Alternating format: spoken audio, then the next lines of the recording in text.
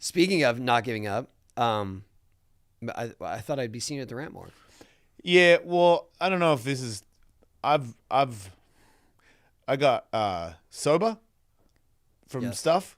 Nothing real bad. I know it's like I'm not like I wasn't doing like heavy stuff or anything, but I did some weed and some kratom, and I got a little into it and didn't think it was a big deal. And then when I stopped, I was like, wow, this is actually a big deal. My body's freaking out. So I've had like some not feeling good body wise. So I was like, I can't wait to skate because I did a 540 and that day I was on stuff. And I'm like, imagine what you could do if you weren't on that. Because I always knew that the facts are, like, I smoke weed because I don't want to do any. Did you smoke weed before that? Like Hell right yeah. before that? Right before it. Right before that. Right before it. Wow. In the tent. In the tent? Yeah. And then when Bucky came in, I walked out and went under the ramp and finished it. Wow. Yeah. Because I can't do anything without it. Got it. I hate saying that, but that's just the bottom. That's the facts. So, yeah, I got like real Does sweat. skating seem scarier now when you consider not at it all. being sober? Not at all. Doesn't. Not at all. It was always, I can say it now, but I was always a little worried when I go to the ramp because I know that I'm not as sharp as I can be. Right. But it's also, if I go completely sober, I'm going to be so edgy that I just can't be there. I gotta smoke something before I get on the ramp. And which makes me slow at the start. I usually like try to break a sweat. And then once I break a sweat, I've kind of sweated out I get my peripherals back. And then I go, okay, now I can start doing some stuff. Yeah. But it's still foggy. It's just when you've been foggy for 20 years, it's not foggy anymore. It's normal. So I can tell by boxing, I can tell by lifting weights already that I'm already way better, but it was like 20. Okay, maybe. so you're saying that you're giving your body a chance to readjust before you go skate. Yeah. And then, so once I got past the detox of it all, I got a cold. So then I was like, okay, you got another week. And then once I got that, I've only been back like I started lifting weights at the start of the week. And then I went boxing yesterday for the first time. And when I went boxing, like with my coach that I train with all the time, usually if I haven't trained for a couple of weeks, it's like not the greatest session. I'm 10 times better. I was 10 times better yesterday than I've been in. Does he notice it too? Hell yeah. He was like, dude, your feet are moving. Like, and then I salsa danced afterwards.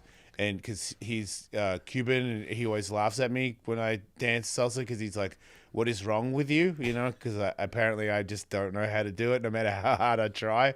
He's like, wait, are you going to actual salsa dance thing? I am going to actual salsa dance lessons, but my boxing coach he's right, but you're just doing it in front of him just to. He's been teaching me how to salsa dance. Oh, he's been doing. Okay. Yeah, so I'll box, and then after we box, because sometimes I play a lot of Spanish music. Yeah.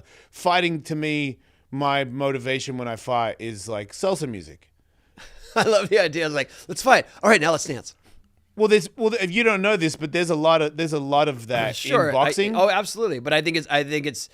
I never thought of it as being like a one-stop shop with the same. Well, they're very similar. Same thing. The salsa dance is like footwork, and boxing is footwork. So it's kind of like if you learn how to salsa dance without thinking about it, cutting angles is the same footsteps. Like you don't drag, you've got to step, and then you've got to step back, and that's what salsa is. So they definitely help each other. But I've always been bad at footwork, and hence very bad at salsa dancing.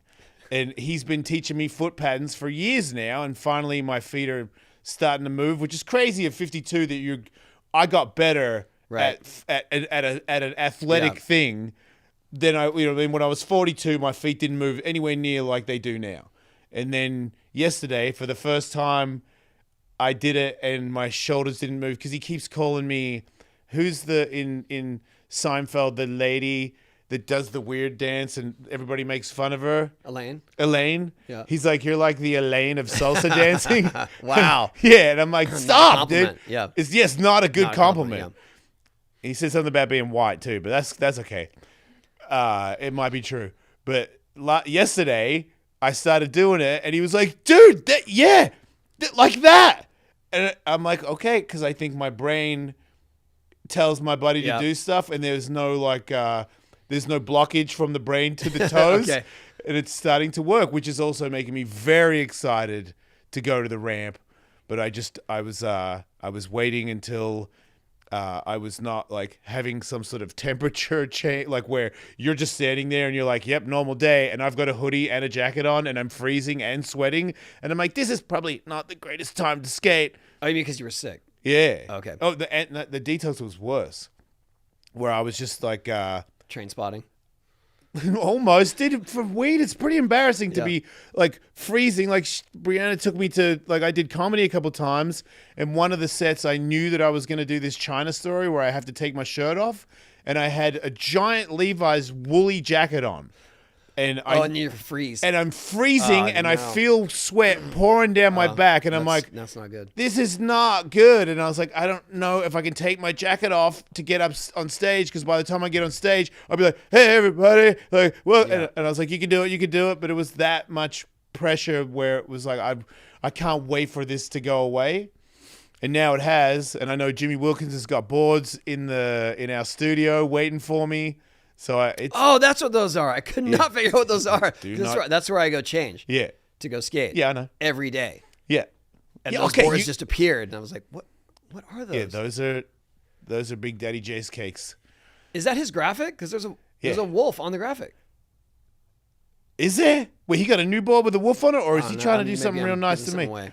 There's no way he put no. All right, Jimmy's just got a wolf on there, which would make sense. Maybe. Anyway, every board Jimmy gets me, I make sure that you see that it is a Jimmy Wilkins board. Very okay. I'm very proud to be representing. Shout out to you, Jimmy. I love you, dude.